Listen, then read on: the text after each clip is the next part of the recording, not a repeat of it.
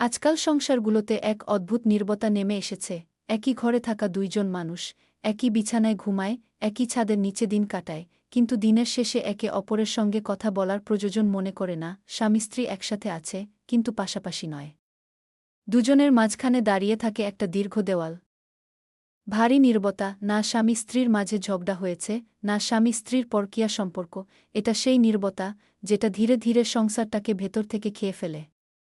কিন্তু আফসোসের বিষয় হল, এটা সেই স্বামী-স্ত্রী বুঝতে পারে না। এক, কথাবার্তা কমে গেলে দূরত্ব বাড়ে, একসময় সারাদিনের গল্প জমে থাকত।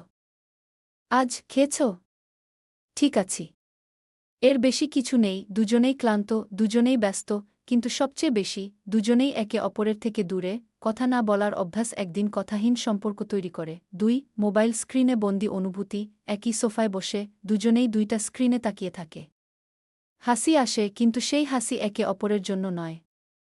আঙুল স্ক্রোল করে চলে, কিন্তু মন আরেকজনের দিকে এক পাও এগোয় না। এই নীরবতা চিৎকারের চেয়েও বেশি ক্ষতিকর। তিন, কথা বললে ঝগড়া হবে। এই ভয়। অনেক সংসারে কথা কমার কারণ ভালোবাসা শেষ হয়ে যাওয়া নয়, বরং ভয় কিছু বললে ঝগড়া হবে, ভুল বোঝাবুঝি হবে, পরিস্থিতি আরও খারাপ হবে, তাই মানুষ চুপ থাকে।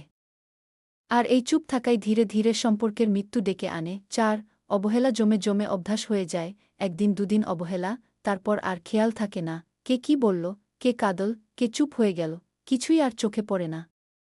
অভ্যাস হয়ে যায় একই ঘরে থেকেও একজন আরেকজনের কাছে অপ্রয়োজনীয় হয়ে যাওয়া। পাঁচ, দায়িত্ব আছে, অনুভূতি নেই। সংসার চলছে, বাচ্চা বড় হচ্ছে, বিল পরিশোধ হচ্ছে, দায়িত্ব ঠিকঠাক পালন হচ্ছে, কিন্তু ভালোবাসা, সংযোগ, বোঝাপড়া, সেগুলো যেন কোথাও হারিয়ে গেছে। দায়িত্ব দিয়ে সংসার টেকে, কিন্তু সম্পর্ক বাঁচে না। ছয়, নীরব সংসারে সবচেয়ে বেশি ক্ষতিগ্রস্ত হয় শিশুরা। শিশুরা ঝগড়া দেখেও কিছুটা মানিয়ে নিতে পারে, কিন্তু এই ঠান্ডা নীরবতা, এই আবেগহীন পরিবেশ তাদের মনে ভয়, অনিশ্চয়তা তৈরি করে। তারা কথা না বললেও সব বুঝে ফেলে। শেষে বলব, সংসার মানে শুধু একসাথে থাকা নয়, একে অপরের সাথে থাকা, প্রতিদিন একটু কথা, একটু শোনা, একটু অনুভব করা। এই ছোট জিনিসগুলোই সংসারকে জীবিত রাখে।